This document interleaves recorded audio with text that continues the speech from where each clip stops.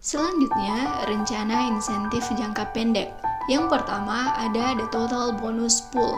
Ini adalah jumlah total bonus yang dapat dibayarkan kepada sekelompok karyawan yang memenuhi syarat pada tahun tertentu. Dalam rencana insentif jangka pendek, pemegang saham memilih formula yang akan digunakan untuk mencapainya. Rumus ini biasanya berkaitan dengan profitabilitas perusahaan secara keseluruhan pada tahun berjalan.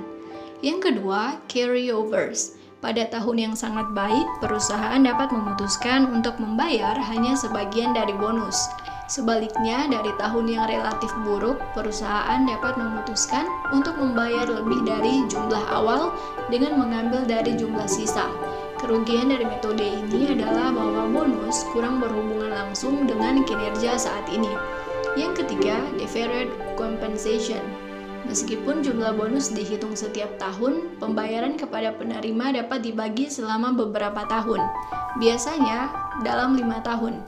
Seorang eksekutif hanya menerima 1/5 dari bonus mereka di tahun di mana bonus itu diperoleh.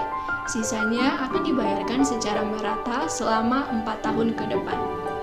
Selanjutnya, incentive for corporate officer. Setiap pejabat perusahaan kecuali CEO bertanggung jawab sebagian atas kinerja perusahaan secara keseluruhan. Namun bagian kinerja yang dihasilkan masing-masing tidak dapat diukur. Seorang CEO biasanya mendasarkan penghargaan pada penilaian kinerja setiap orang. Beberapa perusahaan menggunakan sistem manajemen berdasarkan tujuan, di mana tujuan spesifik disepakati pada awal tahun dan pencapaiannya dinilai oleh CEO. Selanjutnya, CEO compensation. Biasanya ini didiskusikan oleh komite kompensasi dewan direksi setelah CEO memberikan rekomendasi untuk kompensasi bawahan. Dalam keadaan biasa, komite dapat menerapkan persentase yang sama untuk kompensasi CEO.